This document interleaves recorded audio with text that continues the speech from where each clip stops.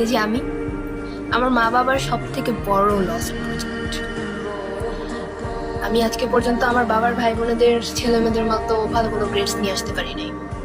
আজকে পর্যন্ত আমি আমার অন্য ভাই বোনেদের মতো আমার মায়ের অতটা যত্নও করতে পারিনি। সবসময় আমাকে বলেছে, দেখ তোর অন্য ভাই বোনেরা কত ভালো রেজাল্ট করে, তারা ঘর থেকে বের হয় না, এত ভালো পড়াশোনা করে, তারা সারাদিন পড়াশোনা করে, তুই কেন করস না? তোমরা কখনো জানতে চেয়েছো যে আমি কি করতে চাই? আমার দ্বারা পড়াশোনা হয় না, আমার মেন্টাল স্ট্রেস ভালো না। তোমরা সবসময় দেখেছো আমি সবসময় রুট ব্যবহার করি আর ওর সাথে মিশি না। আমি প্রতিদিন কান্না করি, সেটা তোমাদের চোখে পড়ে না, কিন্তু তোমাদের চোখে এটা ঠিকই পড়ে যে আমি বদলে গেছি। কখনো জিজ্ঞাসা করেছো যে আমি কি করতে চাই?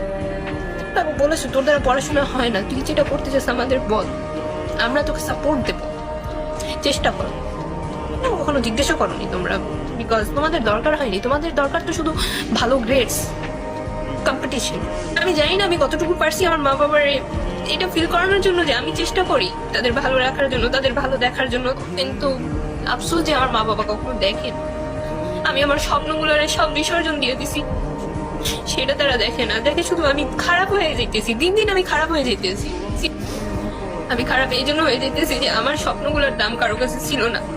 আমি যেটা পারতেছি না আমার সেটা জোর করে করানো হইতেছে, আর আমি যেটা চাইতেছি সেটার কোনো ভ্যালু নেই কারো কাছে।